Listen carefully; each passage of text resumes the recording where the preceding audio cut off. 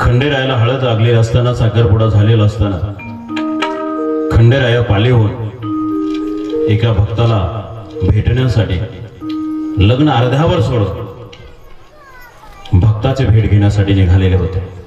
अर्थात पालीमध्ये साऱ्यांचीच गडबड उडालेली होती।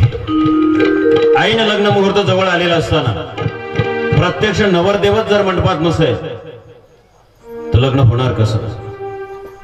अर्थात श्री खंडेराय आपल्या भक्ताला भेटायला जात असताना त्यांनी या विवाहाची सर्व जबाबदारी श्री कृष्णराव हेगडे प्रधान यांच्या जवळ ती सगळी सोपवलेली होती। आम्ही परत पालीला येईपर्यंत तुम्ही ही वार्ता गुप्त ठेवावी, परंतु दुर्दैवाने ही वार्ता गुप्त राहिली नाही। सर्वत्र ही वार्ता कळाली की खंडेराय भर लग्न मंडपातून निघून गेले आणि प्रधानजींच्या शिरावर ही सगळी जबाबदारी येऊन ठेपलेली आहे। आणि अशा वेळेला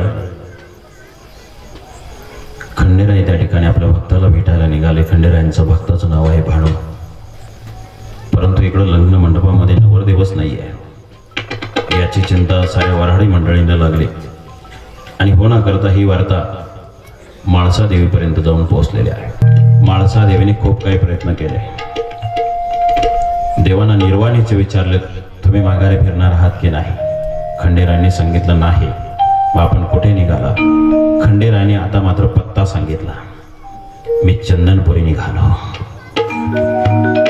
अर्थात माळसादेवीनं कळालं चंदनपुरीला निघाल्यानंतर त्यांना माहित होतं आपलं लग्न अर्ध्यावर सोडून खंडेराय याच भक्ताकडे गेले होते। कोणत्या? चंदनपुरीच्या भक्ताकडे। आणि मग चंदनपुरीला जी त्यांची तरुण भक्त आहे तिला यांनी काहीतरी वचन दिलेलं असावं यासाठी ते जायला निघालेले आहेत। अर्थात याची साऱ्याची जाणीव नारद महर्षीकडून माळसादेवींना मिळालेली होती।